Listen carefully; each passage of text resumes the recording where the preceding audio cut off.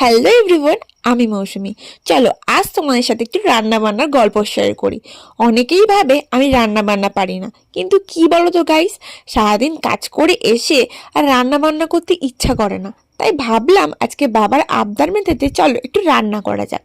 তাই বাবা এনেছিল চিকেন, বাবার কথা মতোই আজকে কষিয়ে চিকেন রান্না করছিলাম। প্রথমে কড়াইতে সাদা তেল দিয়ে তার মধ্যে একটু নুন আর হলুদ গুঁড়ো দিয়ে আলুগুলোকে ভালো করে লাল লাল করে ভেজে নিচ্ছিলাম। আজকে কিছু ইচ্ছা করছিল কষা কষা চিকেন খাবো, তাই জন্য চিকেনটাই রান্না করছিলাম। প্রথম প্রথম কিন্তু আমি রান্না বান্না তেমন কিছুই পারতাম না, কিন্তু মায়ের শরীর খারাপের পর থেকে সব নিজে নিজেই শিখে ফেলেছি। রান্না বান্না তেমন একটা করি না ঠিকই, কিন্তু আমার রান্না মোটামুটি ভালোই হয়, খুব একটা খারাপ হয় না। কথা বলতে বলতে আলুগুলো ভাজা হয়ে গেছে। সেই তেলের মধ্যে আমি দিয়ে দিয়েছিলাম তেজপাতা। তেজপাতা ভাজার পর আমি দিয়েছিলাম পরিমাণ মতো পেঁয়াজ কুচি। পেঁয়াজ কুচিটাকে তারপর ভালো করে ভেজে নিয়েছিলাম গাইস, যতক্ষণ না বাদামি কালার হয়ে যাচ্ছে। দেন আমি ওর মধ্যে দিয়ে দিয়েছিলাম পেঁয়াজ, আদা, রসুন আর কাঁচা লঙ্কার পেস্ট। তারপর পরিমাণ মতো নুন আর পরিমাণ মতো হলুদ গুঁড়ো, লঙ্কার গুঁড়ো দিয়ে তারপর আমি ভালো করে মশলাটাকে কষিয়ে নিয়েছিলাম। হ্যাঁ, এই কষানোর সময় যে স্মেলটা আসছিল গাইস, সেটা দেখেই বোঝা যাচ্ছিল চিকেন রান্নাটা অনেক ভালো হচ্ছে।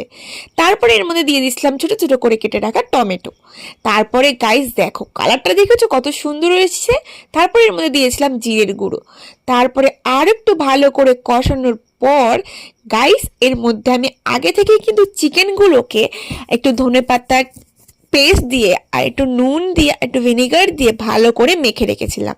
সেই চিকেনগুলোকেই আমি এখন দিয়ে দেবো কষা মশলাটার মধ্যে।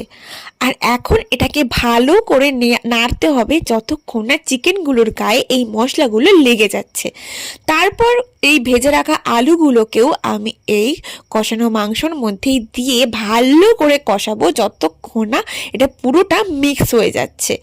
তো গাইস তারপরে আমি এর মধ্যে দিয়ে দিয়েছিলাম পরিমাণ মতো টক দই, কারণ মা বলে নাকি টক দইটা আগে থেকে দিলে মাংসগুলো অনেক পরিমাণে নরম হয়ে যায়। তাই আমি কিন্তু রান্নার কষানোর সময় টক দইটা ইউজ করি। তারপরে এটা চাপা দিয়ে রেখেছিলাম। তারপরে দেখো ছোটবেলায় কিন্তু আমরা এরকম বাটি নিয়ে বলতাম একটু কষা মাংস দাও না, খাবো।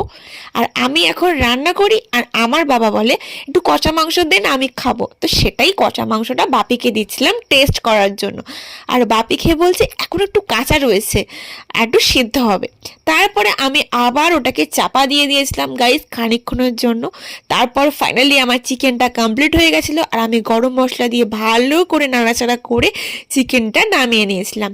আর শীতের রাতে যদি একটুখানি চিকেন কষা আর ভাত হয় কেমন জমে যাবে বলো তো। তো এরকম ভিডিওর জন্য